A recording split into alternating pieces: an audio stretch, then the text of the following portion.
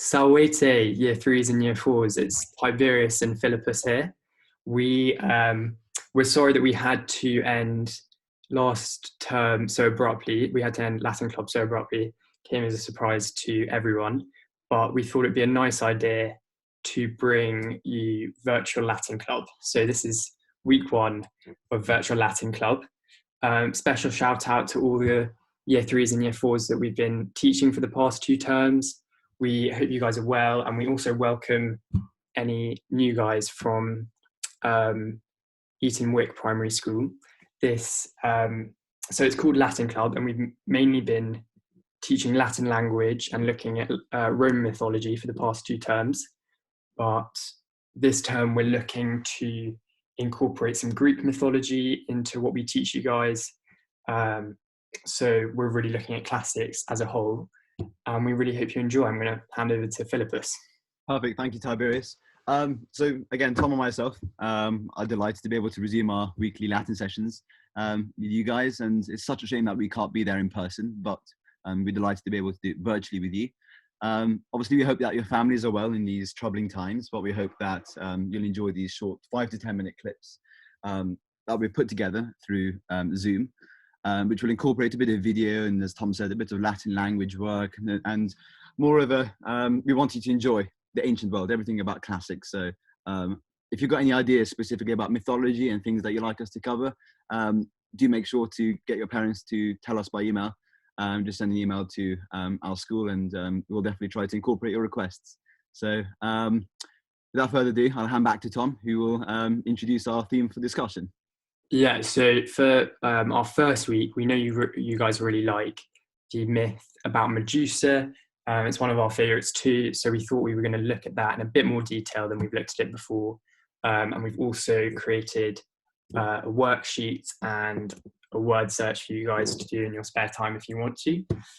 We'll be showing you how to work through these worksheets, because we know that it's been a long time since you've done any Latin, and it's similarly rusty for Philippus and I.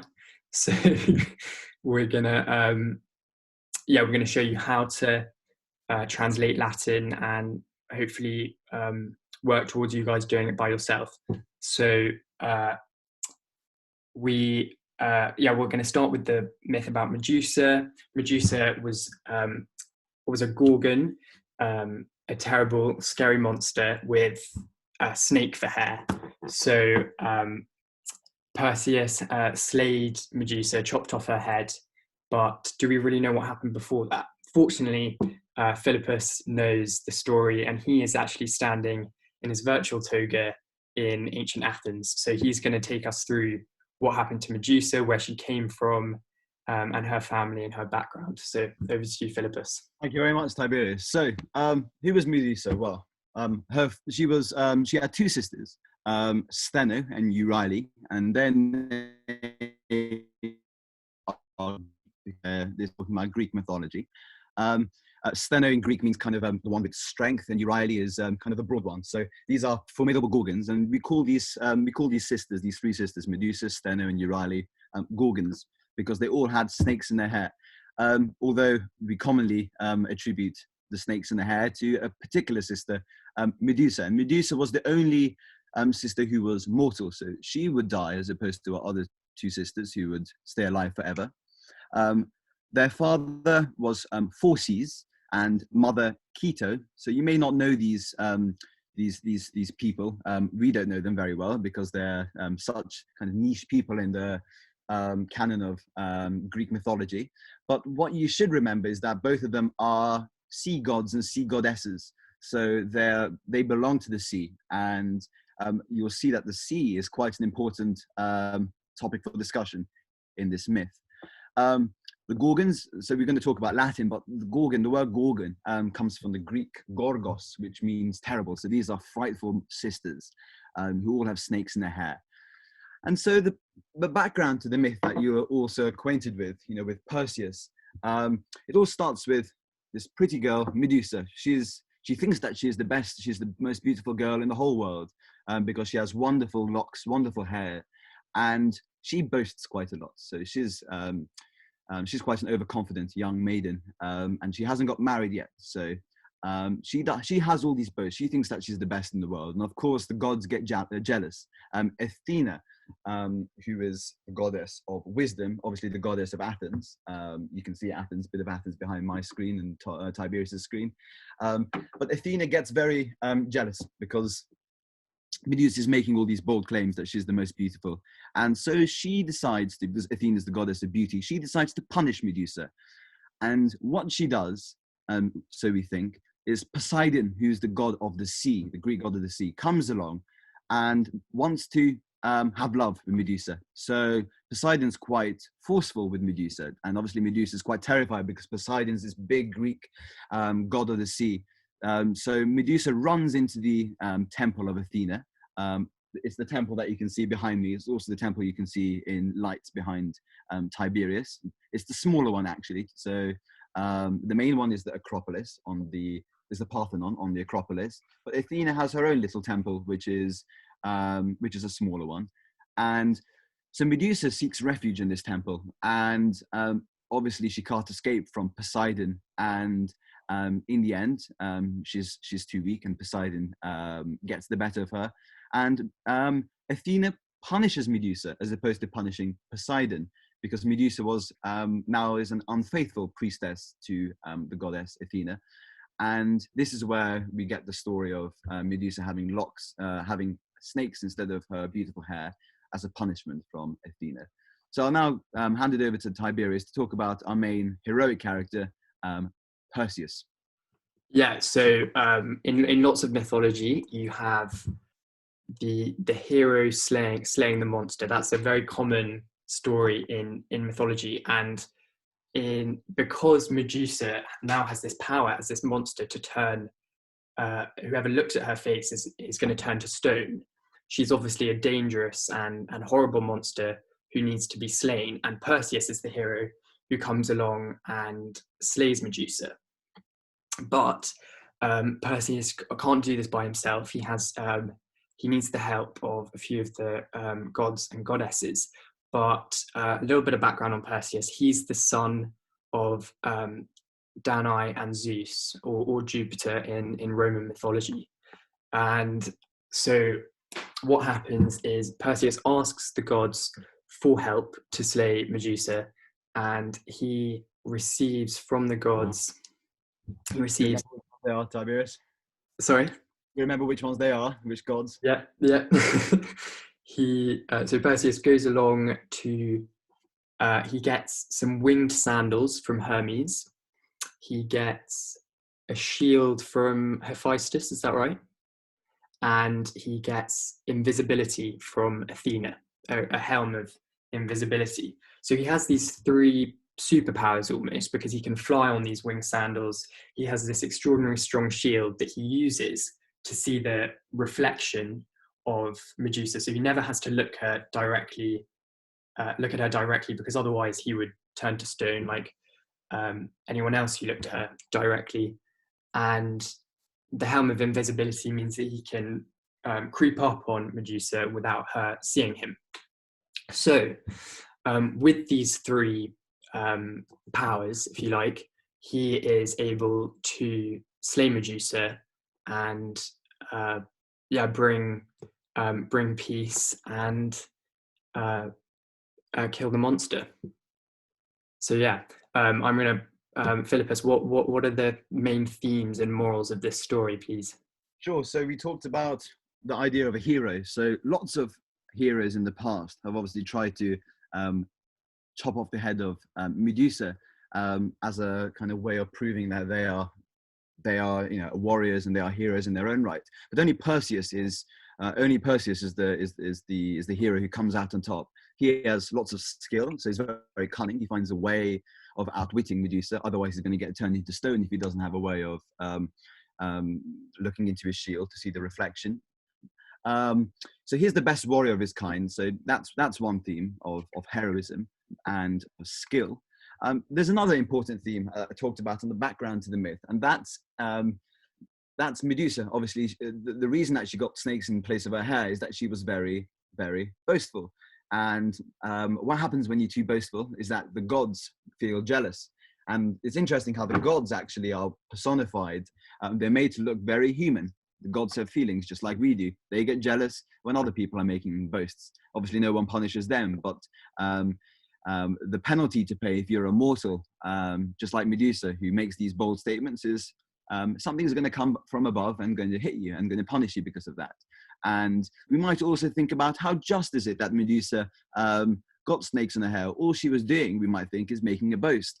And after all, Poseidon was the one who used force on her and chased her into Athena's temple. But as is the case with most of these myths, there isn't always a lot of justice, as you'll find. So we just need to get grips with that. And I think that that's quite scary, actually, because if you're a mortal, back in times of mythology, then there isn't a lot going for you. There isn't a lot of protection. There isn't a lot of justice, and the Roman and Greek gods, we can't think of them as being kind and loving gods as a lot of religions and faiths see their god as today. They were, as Philippus said, experienced very human emotions and were equally cruel, if not more cruel than humans were. So we have to look at Greek and Roman gods in different light to how we look at gods in religions and faiths today. And Tiberius, we have a very interesting statue even, at our own school, Eton College, which actually shows Perseus, the hero, slaying the head of Medusa. Do you think you'll be able to show us that? Yeah, I'll just get that up now. 2 seconds. So we were very lucky to have this statue, and not many people notice it, but because it's hidden away in one of the corners of our school. But this is obviously Perseus, and that's the head of Gorgon Medusa. You want to talk us through it a bit? Yeah. So as you can see here, it's not actually very nice. It's the head of Medusa here, and this is the great hero figure of Perseus. This is a cool statue that we're lucky enough to have at our school here, and some more images that I've got up. This is the temple on the Acropolis that Medusa fled to, being chased by Poseidon. And this here is Medusa. I think it's quite a blurry image, I'm sorry, but I think you can slightly make out. I'll highlight it for you. These are the snakes that she has for hair on her head there, and she is being chased by perhaps it is Poseidon. Could be Perseus even. Yes, yeah. No, probably more likely. I don't think Poseidon would be depicted like this in a. This is from this is from Greek art, probably from an amphora or a bit of Greek pottery. And the more general point is that actually most of these myths that we get, we're going to read you a little bit of this myth in the poetry, in a book which was written by Ovid, who was a poet, Roman poet in the 1st century BC, so before the birth of Jesus Christ. But most of these myths that we actually find are depicted on pots. So this is how we get the idea of these myths which are being told, because they're depicted through paintings. So now Tiberius has put together a very stylish sheet which has some sentences, and he will talk you through the way that you might want to approach these sentences in the future. So over to you, Tiberius. Yeah, so we thought it would be good to continue some of the great Latin language work that you were doing for the past 2 terms, and for the hopefully we can introduce to all of the guys who are starting this term. Hopefully we can help you kickstart your knowledge of Latin language. So each week we're going to aim to put together these worksheets that have sentences based on the myths that we're looking at. So here, these sentences are about the myth of Medusa, and I've got vocabulary here to help you. So, but this week I'm just going to show you the best way to attempt these sentences. So let's start with number 1. We've got Athena Medusam punit. And in all of these, we have to start by looking for the subject of the sentence. And here, we can see from the A ending here, that Athena is the subject because that's her name.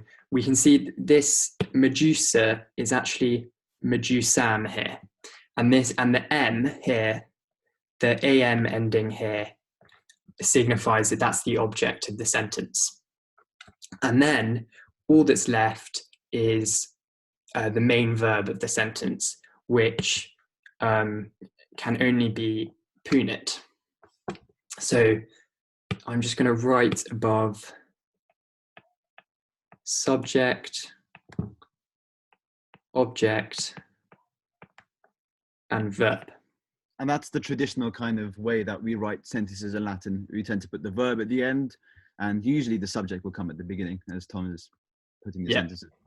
Yeah, so now that we've established that, it's a good idea to, I think we can be confident about Athena and Medusa here, but what does punit mean? So we're going to look down to the vocabulary below and see that punit comes from punio, which means I punish. So we can now write, but Athena is the one doing the verb because she's the subject. So Athena punishes Medusa is the first sentence. So there we go. That hopefully you guys are following there. I'm going to now move on to number 2. And as Philippus said, we start with the subject usually. So Medusa here is the subject. We can see that immediately. And habet at the end is our verb at the end of the sentence. I don't think I've put habeo. Sorry, that's really unhelpful of me. But I can put it here and tell you guys that habeo means I have. So sorry about that, but we've got the subject and we've got the verb. So we're now looking for our object, and this sentence is the hardest out of the 4 that I've done that we've done for you this week, because there are actually 2 words left that could be our object. And this is quite hard actually, because I'm just going to tell you that serpentes is the object, and crini is in the dative case, which is very hard Latin. So don't worry about that too much. But that is what we call the dative case. And when something's in the dative, it means 2 or 4. So that ending I is often, the ending of I here is often the ending that you have in the dative case. But if we just translate the subject, verb, and object, and then I'll tell you how you translate crini. But yeah, so here we've got Medusa has, go to your verb next, snakes. And crini means, it's in the dative, so it means 4 hair. And sorry, serpentes is from serpens, which I've got down here at the bottom, meaning snake. And the good news with most of these words that Thomas put is that, maybe go to the words, Tom, just... yeah, sure, yeah. I should say. Most of these words in Latin you can see have stems which are similar to words in English. So serpens seems like the English serpent, so we get the word snake. Monstrum is obviously you get monster from. Punio, punish, and templum, temple. So most of these words you should be able to recognize from English, and that's why doing Latin will help you very much with understanding where these words come from in English. Yeah, there's a snazzy word for the English words that we get from Latin words, or indeed any other language. And this is called, I'll note it down here, this is called, these are called derivations.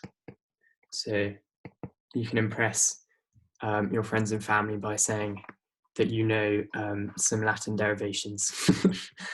But let's keep going. Let's do only a couple more sentences. Again, in number 3, we've got our subject of Medusa, and this is hard because this est, which is our verb at the end here, comes from this verb here. Sum equals I am, but it's a very irregular verb, and it's not. You don't expect its conjugation to be the way it is, but I think we may have covered this in the past 2 terms with the guys who we've taught before, but I'll just write it out here. This is the conjugation of sum, and for people who we were teaching for the past 2 terms, do you guys remember when we looked at amo, amas, amat, amamus, amatis, amant? That's a specific conjugation, but this here is another conjugation, and I'll just do the ones that we need to do. But sum is I am, and est is he, she, or it is. So here we've got our subject and our verb, and monstrum is technically the subject too, but we'll call it the object for now. We won't get into that's again quite some hard Latin. So we've got Medusa. We look down here to see that est means she is. Medusa is a monster. So that's number 3, and we'll quickly do number 4 together. Omnis is our subject at the start of the sentence, and discedit is our verb. And we can look here for our vocab. Omnis means everyone. Means out of or from, and templo is from templum, which means temple, and discedo means I leave. So this means everyone leaves from the temple.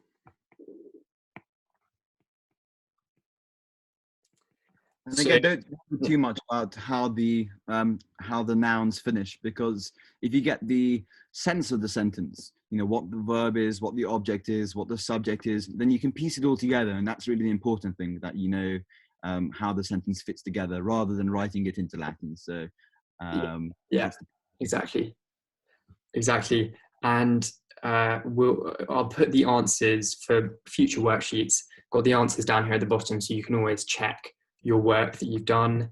But yeah, hopefully you'll be able to. We'll help you in the coming weeks with these worksheets.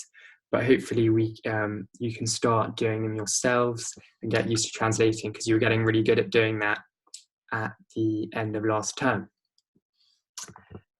So I think we're going to wrap up today's session with a bit of reading. We're going to read to you the Perseus myth about Perseus saving Andromeda. And Tiberius, just before that, obviously the aftermath to the Perseus Medusa myth is that obviously Perseus has Medusa's head, and he does quite a lot of traveling actually, and he flies through the air because, as Tiberius mentioned, he has these sandals from Hermes, and he meets Atlas, who's, you might know, Atlas, a great mythological character, is basically god of the earth, of everything natural. And what do you think, Tiberius, happens when Perseus decides to show the head of Medusa to Atlas? Well, Atlas, like everyone else who sees the head of Medusa, is turned to stone. And that's why, as Ovid, the poet that I talked about, and who writes about this myth, says, because Perseus showed this head to Atlas, that's the reason why we get lots of rocks and lots of mountains today, because Atlas was a huge, huge character, and obviously now he's turned into stone and rock. That's why we get, as behind Tiberius's background, lots of these rocky mountains. So that's quite a nice touch, I think, to explain why we get what we have from mythology, and that's why it's quite important to do mythology. It's fun, it's informative, but it also explains who we are and, you know, why why we have what we have in our world. So the end to this myth comes with Perseus saving Andromeda, who's the princess of Ethiopia, modern day Ethiopia in northern Africa. And we like to read you a very very engaging, very dramatic story that Perseus has to defeat another giant. But it's not a giant this time, it's more of a monster. And while we read to you this extract from Ovid, we hope that you'll enjoy the drama and the excitement. And we're not going to tell you yet how the battle goes, but Perseus has quite a battle on his hands. So would you like to go, Tiberius? Yeah. There comes the monster, parting the waves with the thrust of his huge breast, just as a war galley, strongly propelled by its sweating oarsmen, speedily furrows a path with its sharp-beaked prow through the ocean.